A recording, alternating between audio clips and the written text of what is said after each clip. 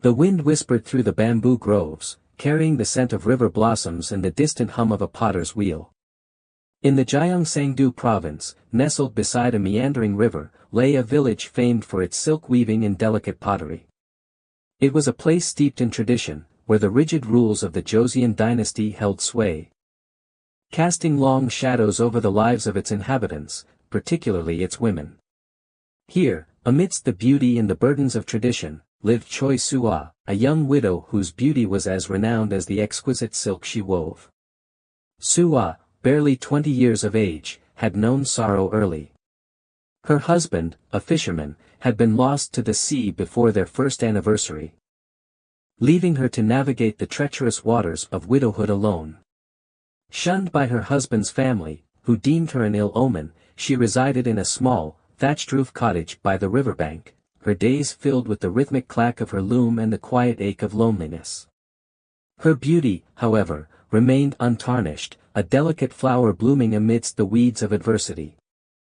Her eyes, though often clouded with sadness, held a depth that hinted at a resilient spirit, and her slender fingers, though calloused from work, moved with a grace that captivated all who saw them. The silk she produced was legendary, sought after by merchants from distant lands, its shimmering threads reflecting the colors of her hidden dreams. The lustrous quality of the silk had a subtle magic, only blooming into full, radiant color, when dyed by her hand. Into this world of quiet desperation and hidden beauty arrived Kim Seon-dal, a traveling potter and merchant. He was, by all accounts, strikingly handsome. His physique, honed by years of shaping clay and traveling vast distances, was strong and lean. The sun had kissed his skin a warm bronze, and his eyes, sharp and intelligent, held a spark of both mischief and ambition. He was a whirlwind of charm and persuasive words, able to coax smiles from the most stoic faces and bargains from the most reluctant merchants. He was also a skilled artisan, his pottery praised for its elegant simplicity and unique glazes. Seon-dal, however, harbored a darker side, a restless spirit that craved novelty and conquest, both in his craft and in his affections. He dreamed of becoming the most celebrated potter in Joseon, his name whispered in the royal court, his creations adorning the palaces of the elite. Seon-dal's arrival in the village was like a stone thrown into a still pond, creating ripples that touched every corner of its existence. The women, especially the widows and unmarried girls, flocked to his makeshift stall, drawn by his handsome face and the allure of his wares. He reveled in their attention, showering them with compliments and playful banter, his eyes constantly searching for the next conquest. He had heard tales of the exquisite silk woven by the village widow and, ever the opportunist, he sought her out, ostensibly to admire her craft, but with a more primal interest lurking beneath the surface. His heart recognized fine craftswomanship, but his blood sought only the finest, and most beautiful, of women. He found Soo-ah by the river. Her slender figure silhouetted against the setting sun as she rinsed bolts of newly woven silk in the clear water. The scene was like a painting, a moment of ethereal beauty that momentarily stilled even Seon-dal's restless heart. He watched her, captivated, as she moved with a quiet grace, her long, black hair cascading down her back like a silken waterfall. He approached her cautiously, his usual bravado replaced by a hesitant respect. "Greetings, fair maiden," he said, his voice softer than usual. "I am Kim Seon-dal, a humble potter. I have heard tales of the wondrous silk woven in this village, and I came seeking its creator." Soo-ah looked up, startled by the intrusion. Her eyes, the color of deep river pools, widened slightly as she took in the sight of the handsome stranger. She had heard whispers of the charming potter, but had deliberately kept her distance, wary of the attention he attracted. "You have found her," she replied, her voice a soft melody that resonated with the gentle lapping of the river. "I am Choi Soo-ah. And these are my humble creations." She gestured towards the silk, the setting sun illuminating the vibrant colors she had painstakingly dyed. Seon-dal was mesmerized, not only by the beauty of the silk but also by the woman who had created it. He saw in her a depth of emotion, a quiet strength that both intrigued and challenged him. He knew, in that instant, that he wanted her, not just as a fleeting conquest, but as something more. Whether that more was genuine affection or merely a desire to possess such exquisite beauty, even he could not say. "They are truly magnificent," he said, his voice thick with genuine admiration. "Like captured rainbows, woven with moonlight and dreams. You possess a rare gift, Noang Tu." Suwa blushed at his compliment, a delicate flush rising on her cheeks. She was unused to such praise, especially from a man as striking as Xian Dao. "Thank you, Song Tu," she murmured, lowering her gaze. He reached out, his fingers brushing against a bolt of deep crimson silk. "This color, it is like the heart of a fire, burning with passion and life. It reminds me of you." His touch, light but deliberate, sent a shiver down her spine. It was a boldness she'd not experienced in a long time. The days that followed were a whirlwind of stolen glances, whispered conversations, and burgeoning desire. Xian Dao, abandoning his pretense of mere business, began to court Suwa with a fervor that surprised even himself. He would visit her cottage under the guise of admiring her silk, bringing her small gifts, a perfectly formed teacup, a smooth river stone, a sprig of fragrant blossoms. He spoke of his travels, of the bustling cities and the quiet countryside, weaving tales that captivated her imagination and eased the loneliness that had settled deep within her heart. He spoke of his craft, of the fire that transformed humble clay into objects of beauty, subtly comparing his art to the transformation he hoped to ignite within her. Suwa, initially wary, found herself drawn to his charisma and his genuine appreciation for her work. He was unlike any man she had ever known, his worldliness and confidence a stark contrast to the quiet, predictable life she had led. He saw her, truly saw her, not as a cursed widow, but as a woman of talent and beauty.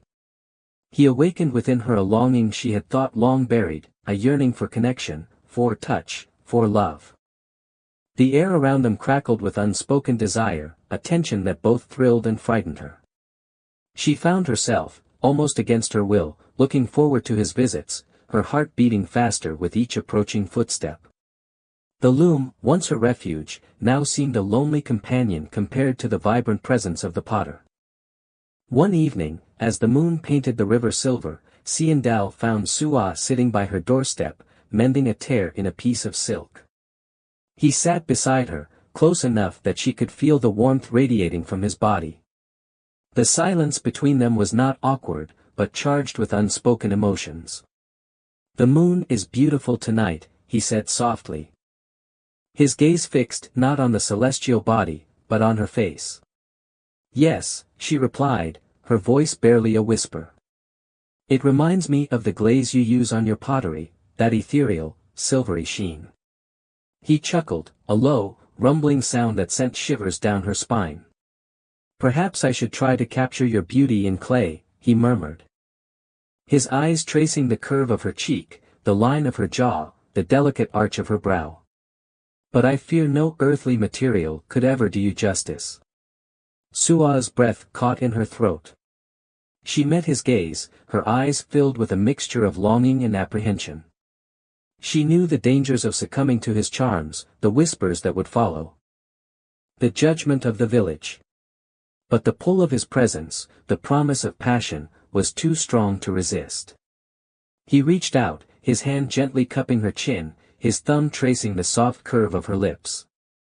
"Suwa," he whispered, his voice husky with desire. "You are like a hidden gem, a treasure waiting to be discovered. Let me discover you." His lips met hers, a tentative touch at first, then deepening into a passionate kiss that erased all doubts, all fears, all the years of loneliness and sorrow. It was a kiss that promised a new beginning, a fiery rebirth. It was a kiss fueled by lust, certainly, but beneath it, a fragile seed of genuine affection had begun to sprout. At least in Sua's heart.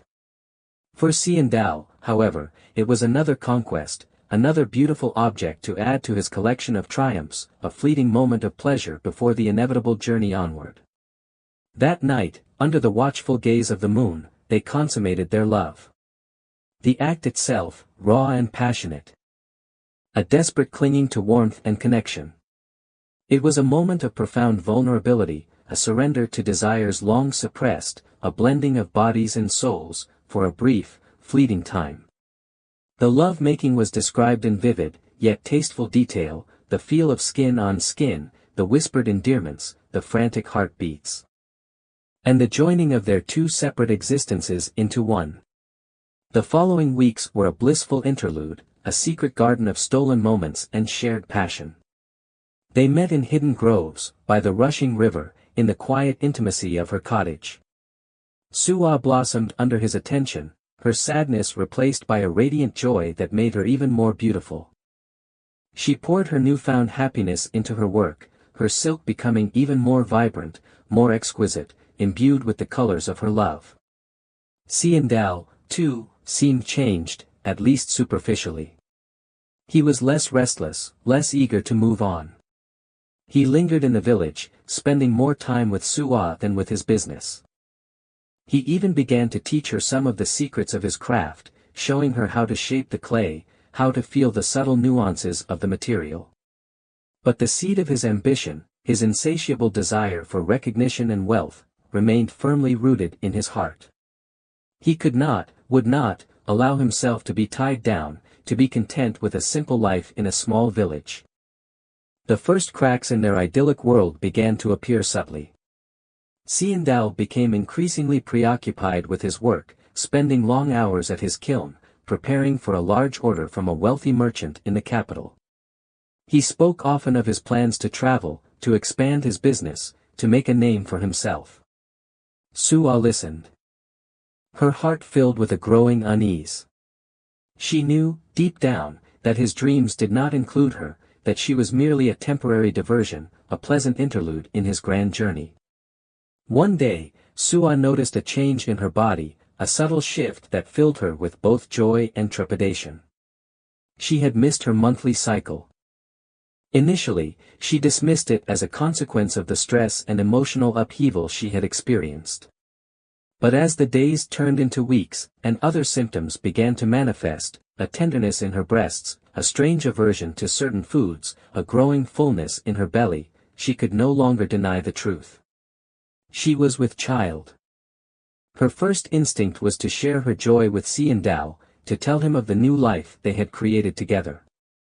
She imagined his reaction, his face lighting up with pride, his arms embracing her, his voice promising a future filled with love and family. She envisioned a life together, a small cottage filled with the laughter of children. Their hands stained with clay and dye, their hearts bound by love. But a nagging doubt, a whisper of fear, held her back. She remembered his ambition, his restless spirit, his constant talk of travel and expansion. Would he welcome this unexpected news? Or would he see it as an obstacle, a burden that would tie him down, preventing him from achieving his dreams? She decided to wait, to find the perfect moment, to be absolutely certain before she revealed her secret. She continued to weave her silk, her fingers now moving with a renewed purpose, creating intricate patterns that reflected the growing life within her. She chose colors that symbolized hope and new beginnings, soft greens, vibrant yellows, and the deep, passionate crimson that had first drawn Xiandao to her. But as she tried to create the brilliant colors that were her trademark, she found her touch had somehow changed. The magic was gone, and the dyes would not set as vibrantly as they once had. Meanwhile, Xiandao's preparations for his departure were nearing completion. He had secured a lucrative contract with a prominent nobleman in the capital, a deal that could catapult him to fame and fortune. He spoke excitedly of his plans, of the grand workshop he would establish, the recognition he would receive. He barely noticed Sua's quiet unease, her growing silence, her desperate attempts to hold on to the fleeting moments of happiness they had shared. The day before Xiandao was scheduled to leave, Sua finally mustered the courage to tell him. She chose a quiet evening, by the river where they had first met. The moon, a silver crescent in the inky sky, cast a soft glow on the water, creating an ethereal atmosphere. Xiandao, she began, her voice trembling slightly. There is something I must tell you. He turned to her, a smile playing on his lips. What is it, my love? You seem troubled. She took a deep breath, her heart pounding in her chest. I am with child. The smile vanished from his face, replaced by a look of stunned disbelief, then quickly followed by a cold, calculating expression. He stared at her, his eyes devoid of the warmth and affection she had come to expect. The silence stretched between them, heavy and suffocating. A child, he finally said, his voice flat and emotionless. Are you certain? Yes, she whispered, tears welling up in her eyes. I am certain. He turned away, pacing along the riverbank. His hands clenched into fists. He did not embrace her, did not offer words of comfort or joy. Instead, he spoke of the impossibility of the situation, of his grand plans, of the burden a child would place upon him. This changes everything, he muttered, more to himself than to her. I cannot be tied down now. I am on the verge of achieving my dreams. Of becoming the greatest potter in Joseon. A child, it would ruin everything. Sua's heart shattered into a million pieces. The hope that had blossomed within her withered and died, replaced by a cold, crushing despair. She had known, deep down, that this might be his reaction, but hearing the words spoken aloud, seeing the cold indifference in his eyes, was a pain unlike any she had ever imagined. Before she could gather her composure, before she could try and reason with him, before her shattered heart could put into words the love she held for him and their unborn child, Seandao walked away, leaving her alone with her revelation. He did not return to her cottage that night. Instead, he sought solace in the bottom of a wine bottle at Woolmay's Tavern, the local establishment known for its strong drink and loose women. Woolmay, the tavern owner, a woman of a certain age and ample charms, had long cast a covetous eye on the handsome potter. She saw in him an opportunity, a chance to secure her own future. And she was not one to let such an opportunity pass her by. She was no stranger to preying on weak and vulnerable men. As Seandao drowned his sorrows in wine, Woolmay plied him with flattery and promises, her touch lingering a little too long, her smile a little too knowing. She whispered in his ear of the joys of freedom, of the burdens of responsibility, of the ease with which unwanted problems could be disposed of. She spoke as if she knew his secret. Drunk and disillusioned, Seandao succumbed to Woolmay's advances. The tavern, with its dimly lit corners and boisterous laughter, became the backdrop for another betrayal, another act of selfish desire. The details of their encounter were raw and explicit, a stark contrast to the tender, albeit passionate, lovemaking he had shared with Sua. This was purely physical, a desperate attempt to escape the consequences of his actions, a fleeting moment of oblivion in the arms of a woman who desired him, but did not love him. Sua, unaware of Seandao's infidelity, spent a sleepless night, her heart heavy with grief and uncertainty. She paced her small cottage, her hands cradling her belly, whispering words of comfort to the unborn child within. She had hoped, against all reason, that Seandao would return, that he would realize the depth of their love. The miracle of their child. But as the hours passed, and the first rays of dawn painted the sky, she knew that her hopes were in vain. Driven by a desperate need for answers, for closure, she decided to seek him out at the tavern. She knew it was a place frequented by men of questionable character, a place no respectable woman would dare enter alone. But she was beyond caring about propriety, about the whispers and judgments of the villagers. She needed to see him, to hear from his own lips that he had truly abandoned her. As she approached the tavern, she heard the sounds of raucous laughter and drunken singing.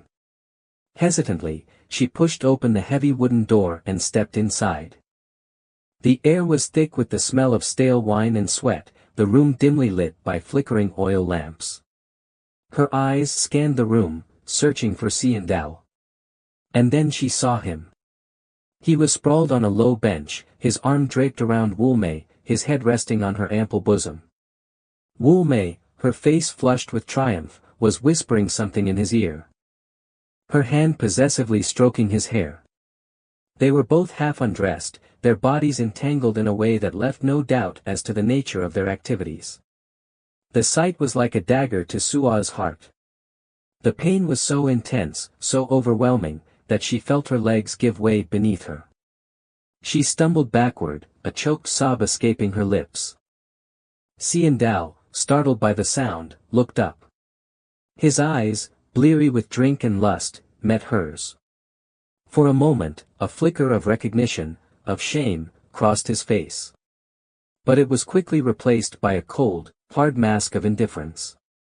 "Sua," he slurred, his voice thick with wine.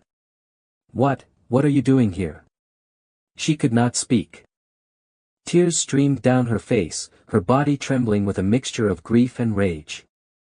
She wanted to scream, to curse him, to lash out at him for his betrayal. But the words caught in her throat, choked by the overwhelming pain. Wu Mei, sensing an opportunity to further humiliate her rival, smirked at Sua. Well, she said. Her voice dripping with malice. "Look what the cat dragged in. The grieving widow, come to beg for scraps from her lover's table." Xian Dao, emboldened by Wu Mei's words, pushed himself up to a sitting position.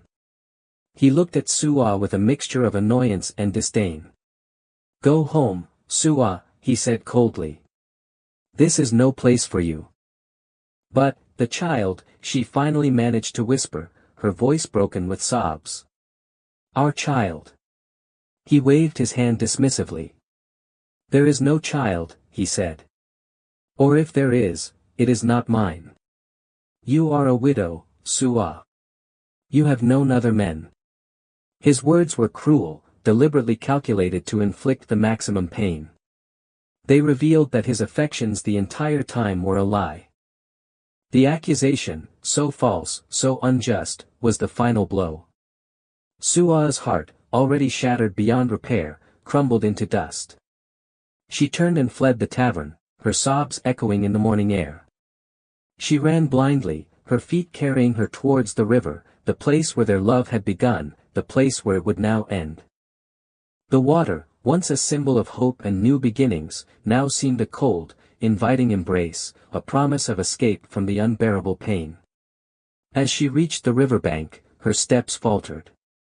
She looked down at the swirling water, her mind filled with a swirling vortex of despair.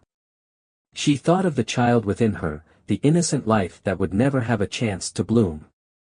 She thought of Xian Dao, of the love she had believed in, of the betrayal that had shattered her world. Xian Dao, having finally shaken off the effects of the wine, and Wu Mei's seductive distraction, realized he should speak with Sua. He did not care for her, but he was a master of words, and he knew he could talk his way out of this awkward situation. As he had done so many times before. He found her, at the bank of the river. "Sua," he said, "listen to me. There is a child, Xian Dao." "Your child?" she exclaimed. "Proof, woman. Do you have any proof? You spread your legs for any man.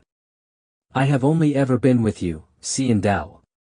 Before you, I had not lain with a man since my husband's death." "Lies. Take a tonic. There are tonics you can take. I will get you one." Sua grabbed Xian Dao's leg, pleading, begging, but he kicked her away, roughly, uncaringly. In that moment, as her world came crashing down around, something shifted, and Sua slipped and she fell into the river. The current was strong, and she was weighed down by her heavy clothes. And the unborn child within. "Help me," she cried, her voice filled with terror. Xian Dao watched, frozen, torn between a flicker of guilt and a cold, calculating self-preservation. He saw the desperation in her eyes, the plea for help in her outstretched hand. But he did not move. He thought of his ambition, of his dreams. Of the life that awaited him. A life that would be unburdened by a child, by a woman he no longer desired. He turned and walked away. Sua struggled against the current, her lungs burning, her limbs heavy with exhaustion. She fought to stay afloat, to save herself and her unborn child. But the river was relentless, pulling her down. Down, down into its cold, dark depths. Her last thought, before the water closed over her head, was of Xian Dao, of his betrayal, of the love that had turned to ashes. Unbeknownst to Xian Dao, Li Jiam, the village schoolteacher and Sua's childhood friend, had witnessed the entire scene. He had been walking by the river. On his way to his morning classes, when he saw Sua and Xian Dao arguing. He had hidden behind a cluster of bamboo trees, intending to give them privacy, but he had heard every word, every cruel accusation, every desperate plea. He had seen Sua fall into the river, and he had seen Xian Dao turn and walk away. Jiam, a man of quiet strength and unwavering integrity, was horrified by what he had witnessed. He had always harbored a secret love for Sua, a silent admiration for her beauty and resilience. He had never dared to express his feelings, knowing that she was still grieving for her late husband. But now, seeing her life so cruelly extinguished, his heart was filled with a righteous anger, a burning desire for justice. He rushed to the riverbank, but it was too late. Sua had disappeared beneath the surface. He plunged into the icy water, desperately searching for her, but the current was too strong. He emerged, shivering and defeated, his heart heavy with grief and guilt. He should have intervened sooner, he should have saved her. He knew he could not let Xian Dao escape unpunished. He knew he had to expose his crime, to bring him to justice. But he also knew that he needed proof, that his word alone would not be enough to convince the villagers, who were already captivated by Xian Dao's charm and charisma. The next day, Sua's body was found washed ashore, her face pale and lifeless, her hands still clutching her belly. The villagers mourned her death, attributing it to a tragic accident, a slip of the foot on the slippery riverbank. They whispered of the curse that followed widows, of the dangers of being alone. Only Jiam knew the truth. The ugly, brutal truth of her demise. Xian Dao, meanwhile, feigned grief and concern. He attended the funeral, his face a mask of sorrow, his words filled with empty condolences. He even offered to pay for a lavish burial, a gesture that further endeared him to the unsuspecting villagers. He was a master manipulator, able to twist even tragedy to his advantage. He believed he had escaped justice, that his secret was safe. But Jiam was not fooled. He watched Xian Dao carefully, observing his every move, waiting for the opportune moment to strike. He began to gather evidence, talking to those who had seen Sua and Xian Dao together, piecing together the events of that fateful night. He discovered Sua's difficulty in dyeing the silks. He discovered Xian Dao's infidelity with Wu Mei, confirming the potter's callous disregard for Sua's feelings. The opportunity presented itself sooner than Jiam expected. Xian Dao, emboldened by his apparent success in deceiving the villagers, decided to celebrate his imminent departure with a lavish feast at Wu Mei's tavern. He invited all the prominent members of the community, intending to solidify his reputation and secure future business opportunities. Jiam attended the feast, his heart filled with a cold, simmering rage. He watched as Xian Dao held court, basking in the admiration of the villagers, his voice filled with boasts of his future success. He saw the way Wu Mei clung to him, her eyes gleaming with possessive triumph. As the evening wore on, and the wine flowed freely, Jiam saw his chance. He rose to his feet, his voice calm but firm, cutting through the boisterous laughter and drunken chatter. "Friends, villagers," he said, his gaze sweeping across the room. "I have something to say, something that weighs heavily on my heart." A hush fell over the tavern. All eyes turned to Jiam, the quiet, unassuming schoolteacher, who rarely spoke in public. "We have all mourned the tragic death of Choi Sua," he continued, his voice ringing with conviction. "We have attributed it to an accident. A slip of the foot. But I tell you now, it was no accident. It was murder." A gasp of shock and disbelief rippled through the room. Xian Dao, his face paling beneath his tan, shot Jiam a look of pure hatred. "What are you saying, Jiam?" he demanded, his voice trembling slightly. "Are you accusing me?" "Yes, Xian Dao," Jiam replied, his gaze unwavering. "I accuse you of murdering Choi Suo. I saw you. I saw you argue with her by the river. I saw her fall. And I saw you turn and walk away." He then proceeded to lay out all the evidence he had gathered, his words painting a vivid picture of Xian Dao's cruelty and betrayal. He spoke of Suo's pregnancy, of Xian Dao's refusal to acknowledge his child, of his infidelity with Wu Mei. He spoke of Suo's desperate plea for help, of Xian Dao's cold indifference. The villagers, initially stunned into silence, began to murmur among themselves. The scales fell from their eyes, and they saw Xian Dao for what he truly was, a liar. A cheat, a murderer. Xian Dao, realizing that he was cornered, tried to deny the accusations, to bluster his way out of the situation. But his words rang hollow, his lies exposed by Jiam's unwavering testimony. Wu Mei, sensing that her own position was threatened, tried to defend Xian Dao, but her words were drowned out by the growing outrage of the villagers. In the end, it was Xian Dao's own arrogance that sealed his fate. He could not resist one final, desperate attempt to shift the blame, to portray himself as the victim. "She was a cursed widow," he cried, his voice filled with desperation. "She was trying to trap me. She was obsessed with me." His words were met with a chorus of angry shouts. The villagers, enraged by his callousness and his lack of remorse, turned on him. They seized him, dragged him from the tavern, and brought him to the very riverbank where Suo had met her death. There, under the cold light of the moon, justice was served. The villagers, acting as judge and jury, condemned Xian Dao to the same fate he had inflicted upon Suo. They tied him to a heavy stone and cast him into the river, his screams echoing across the water before being swallowed by the depths. Wu Mei, for her part in the tragedy, was banished from the village, her tavern burned to the ground. Li Jiam, his heart heavy with sorrow but filled with a sense of righteous purpose, arranged for Suo to be reburied in a place of honor, her grave marked by a beautiful stone carved with the image of a silken butterfly, a symbol of her gentle spirit and her tragic fate. He dedicated his life to preserving her memory and to teaching the children of the village the importance of compassion, integrity, and respect for all, regardless of their social standing. The river, once a place of sorrow, became a reminder of the consequences of cruelty and the enduring power of justice. The story was told, and retold, to generations, a legend, spoken in hushed tones.